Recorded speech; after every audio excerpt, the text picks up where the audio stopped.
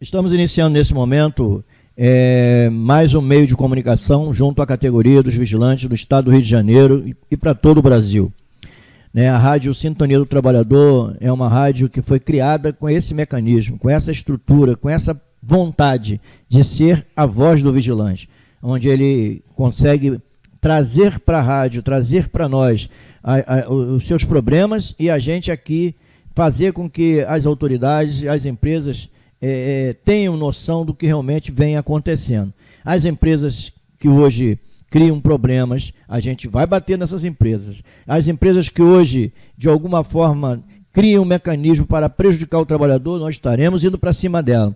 E vamos, com isso, fazendo com que os trabalhadores confiem no trabalho realizado pelo nosso sindicato, Sindicato Vigilante de Niterói. Fico muito feliz de a gente ter conseguido, a nossa direção aqui, conseguido montar essa rádio, que é uma rádio voltada para a nossa categoria, e não só do Estado do Rio de Janeiro, mas de todo o Brasil.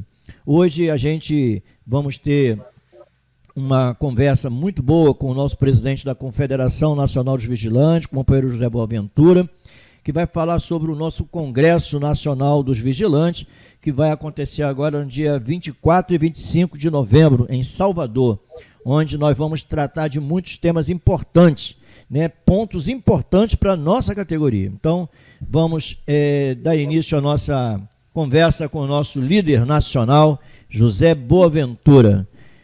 Boa tarde, Boaventura.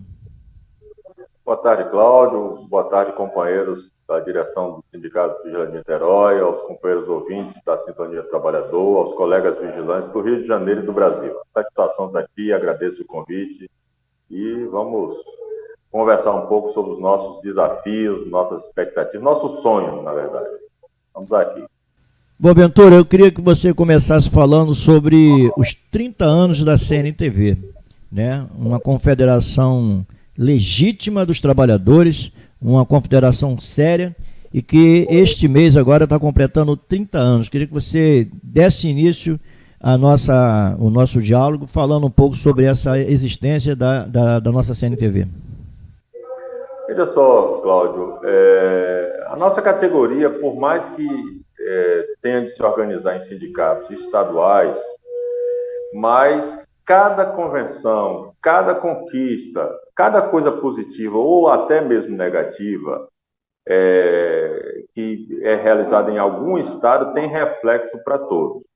E nós aprendemos isso lá no passado, quando, por exemplo, aí no Rio de Janeiro, se fez um acordo, um determinado sindicato, para parcelar 13º a partir do mês de dezembro. Dezembro, janeiro, fevereiro, coisa parecida.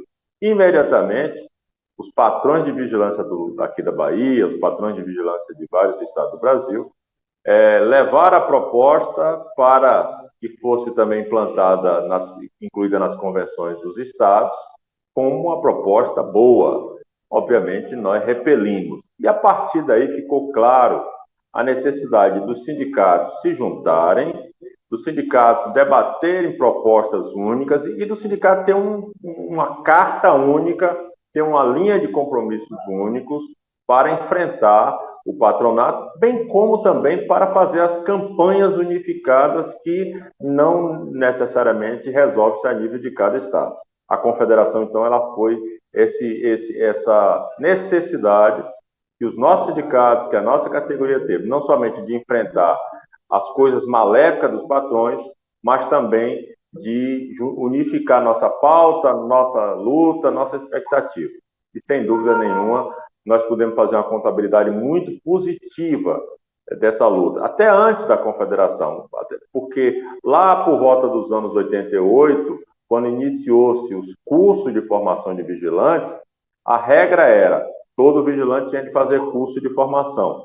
E aí, muitos dos nossos colegas temiam não serem aprovados nesses cursos, e nós já naquele momento, em 88, negociamos que os vigilantes que já estavam trabalhando pudessem fazer o curso de reciclagem, validando-os como curso de formação. E aí, em 92, com a criação da confederação, essa luta ficou mais forte. Fizemos a luta da reblindagem, a luta vitoriosa da reblindagem dos carros fortes, que contou com a mobilização muito forte em todo o país. E depois vieram outras lutas, 30% de periculosidade, colete à prova de bala, dia do vigilante, retenção das verbas trabalhistas nos contratos federais. Ou seja, essa confederação deu significado às necessidades da categoria, não necessariamente a nível local, mas a nível nacional, interestadual. E isso, sim, a gente tem de comemorar nesses 30 anos da CNTV. Boaventura, uma coisa também muito importante é que anteriormente, antes da pandemia, a gente tinha aquela facilidade de poder se locomover, de poder estar presente em Brasília naquelas cobranças, várias coisas que vinham acontecendo contra o nosso segmento da segurança privada, mas a pandemia ela nos atrapalhou um pouco nesse sentido. Hoje, a gente está tendo a possibilidade de poder fazer um congresso onde nós vamos estar presentes, né, se Deus quiser, onde uma quantidade grande de sindicatos no país vai estar participando desse congresso. Como você vê, Boaventura, esse congresso e qual a sua a avaliação do que a gente pode tirar desse congresso para o futuro? Porque hoje a gente tem um passado que veio nesses últimos 4 anos, os últimos 6 anos, porque nós tivemos a reforma trabalhista com o golpista Michel Temer, né, que tirou direitos dos trabalhadores, e depois a gente pegou pela frente um presidente que só fazia projetos e decretos que favoreciam os empresários. Como você vê o Congresso da CNTV hoje, e o que a gente pode esperar desse Congresso para futuras lutas da nossa confederação e dos trabalhadores dos vigilantes no país? Veja só, Cláudio, se em 2017 e mais ainda em 2019, as primeiras conversas com os patrões após a eleição de Bolsonaro tinham um sentimento dos empresários de que eles estavam com tudo, eles estavam com o governo na mão, eles estavam com a reforma trabalhista na mão, eles estavam com poder no judiciário, porque o trabalhador, a reforma trabalhista dificultou o acesso ao judiciário. Logo depois do dia 30 de outubro, nós recebemos ligações ou conversa com patrões aqui do nosso estado, por exemplo, nos dando parabéns por termos conquistado, por termos eleito Lula, e a eleição de Lula significa conquistado um equilíbrio melhor na queda de braço cotidiana com o patrão. Nós que vamos enfrentar as negociações coletivas a partir de janeiro, quem tem data para janeiro, fevereiro, março, por aí, vai ter a percepção já de que o ambiente é um ambiente diferenciado já, é outro ambiente. Agora, isso não significa, como não foi nos 2 primeiros governos Lula, não foi no governo Dilma, isso não significa que o trabalhador vai sentar e achar que vai tudo cair do céu, que o patrão vai ceder fácil, que o patrão vai entregar, atender às reivindicações dos trabalhadores. Não. Nós vamos estar mais fortalecidos para mobilizar e pressionar. Foi assim que a gente conseguiu os 30% de periculosidade. Nós precisamos fazer 2 marchas nacionais a Brasília. Nós precisamos fazer uma baita de uma campanha com mobilizações em todos os estados. Eu me lembro aí do ato que nós fizemos na Câmara de Vereadores aí em Niterói, um momento extremamente valioso daquela campanha pelos 30%, assim como vários outros estados. Na verdade, a campanha dos 30% foi daquelas que os próprios parlamentares reclamaram, que a gente cercava eles em todos os lugares que eles estavam, né? Então, a eleição do presidente Lula nos permite respirar num ambiente um pouco melhor do que foi esse ambiente, do que está sendo esse ambiente com esse presidente contra o trabalhador, contra sindicato, contra direitos e conquistas dos trabalhadores. Agora, o desafio é fortalecer a nossa organização, retomar as nossas mobilizações para que a gente consiga piso nacional, aprovar o projeto 245/2019 da aposentadoria, em definitiva, aposentadoria especial do vigilante, aprovar o Estatuto da Segurança Privada, que nada mais é do que gerar mais emprego para a categoria e elevar a escolaridade, aquela lei que estabelece a escolaridade de quarta série, elevar essa escolaridade. E, mais importante também nessa luta nossa, é a geração e a manutenção dos empregos, que a tecnologia e as mudanças estruturais do capital começaram a nos atingir. Na pandemia passamos um pouco ilesos, mas após pandemia está começando a nos atingir, seja através de agências bancárias que estão fechando ou se transformando em agência de negócios, seja através da substituição de vigilantes por drones, né, e outras formas que as empresas, que os patrões estão usando para realizar atividades de fiscalização e de vigilância. Portanto, a eleição do companheiro Lula nos dá uma outra condição. Ele já disse que deve mexer na reforma trabalhista e nós esperamos que a reforma trabalhista seja revogada, principalmente a questão da ultratividade, né, e outros males que foi trazido e prejudicando os trabalhadores. Ultratividade significa que ao final da convenção coletiva, enquanto não houver outra convenção, a convenção anterior ela continua valendo, os direitos anteriores continuam valendo. E uma coisa também importante que está para a gente, né, é importante que eu digo, que a gente consiga derrubar isso, é o contrato intermitente e o contrato parcial. Porque o contrato intermitente hoje, o trabalhador ele vira um escravo da empresa. Ele é contratado, mas não tem mais vida.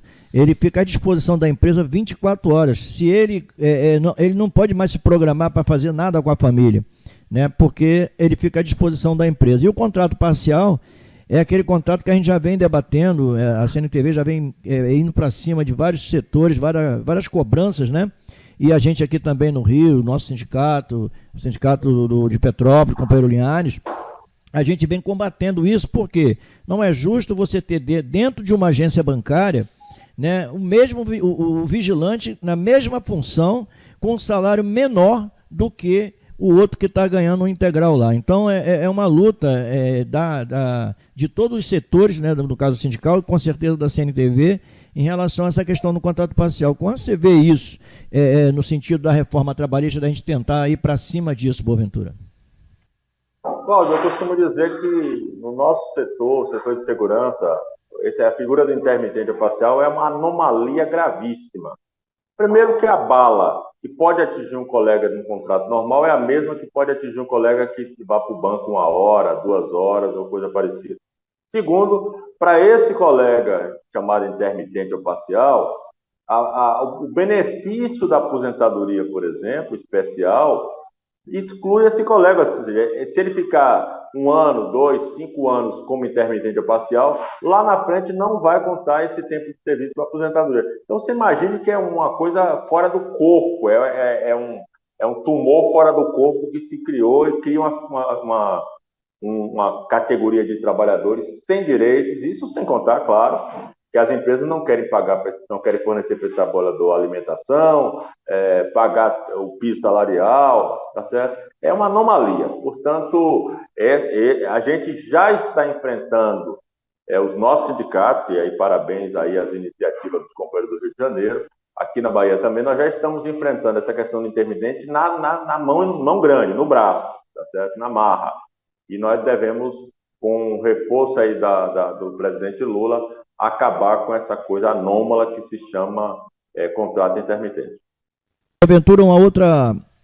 eu estou te fazendo essas perguntas porque a gente vai colocar esse programa para rodar a nível nacional também, né?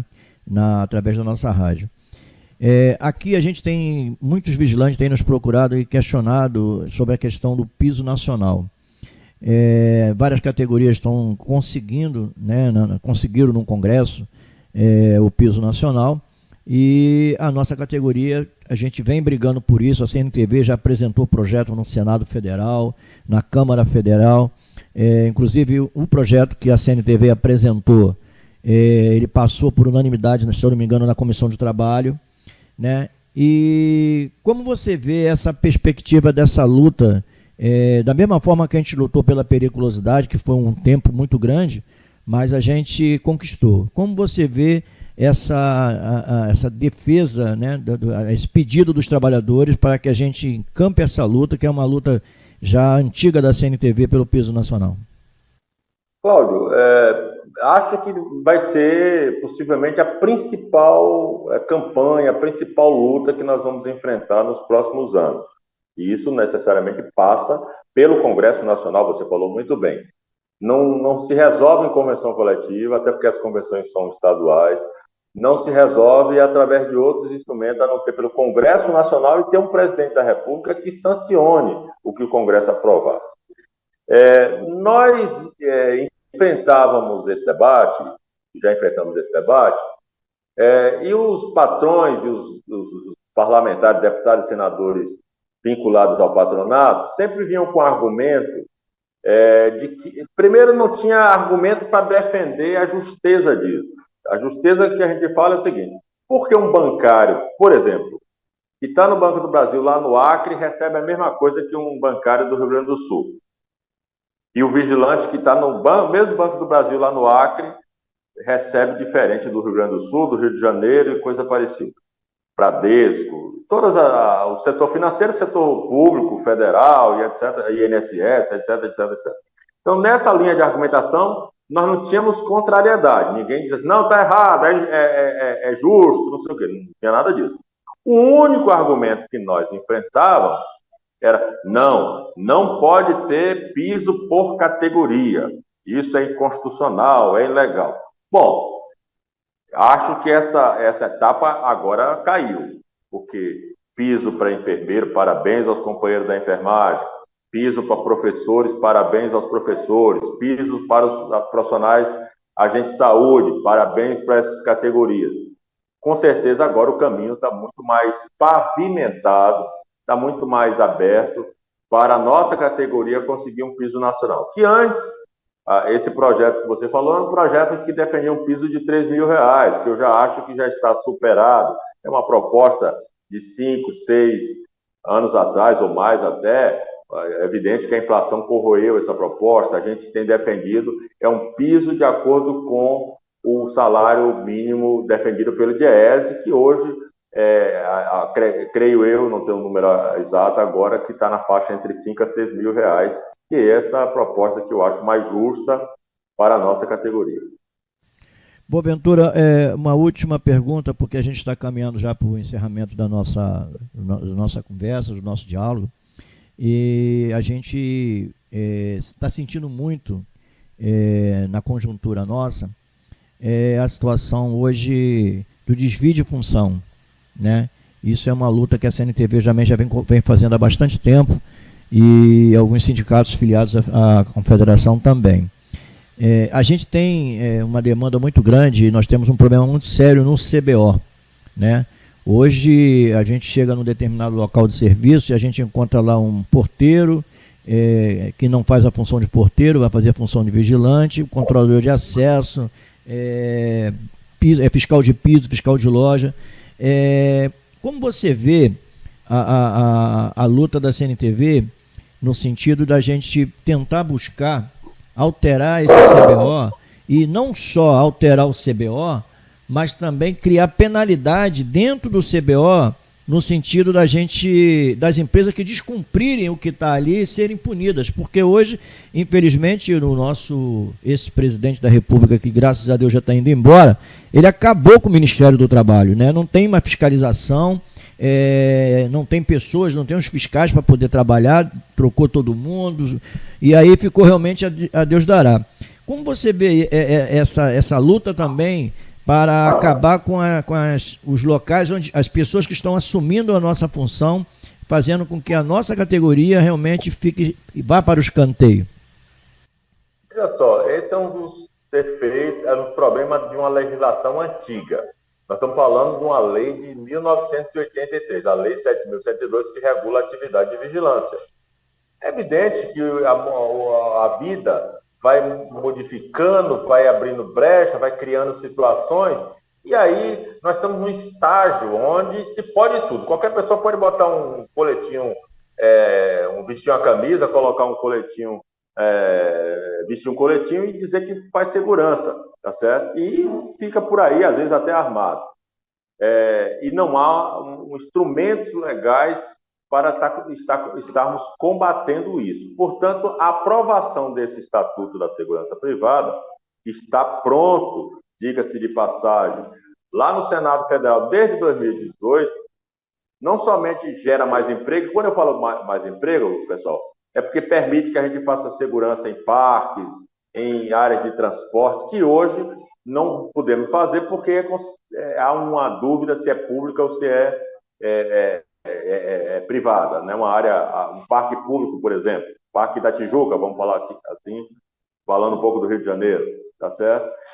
Mas não só geração de emprego, mas também a necessidade de trazer para a regulamentação o que é fazer segurança privada. E aí, fazer segurança privada só deve ser com profissionais de segurança privada. Portanto, a minha esperança é de que esse projeto seja aprovado, talvez até ajustado, porque também já passaram 4 anos, tá certo? E tem algumas coisas que talvez... Nós estamos falando hoje de, por exemplo, de vigilante trabalhando com drones, e isso não está previsto no projeto, ou seja, mesmo um projeto novo ainda não está previsto. Portanto, a nossa esperança é essa. Quero somente, Cláudio, aproveitando a deixa, para convidar a todos a estarem presentes no nosso Congresso Nacional. Vai ser mais um congresso, e como você disse, presencial, que a gente realiza pós-pandemia, e para discutir os principais desafios da nossa categoria. Vamos ter aqui sindicatos de todas as partes do Brasil e as lideranças sindicais realmente comprometidas com os vigilantes.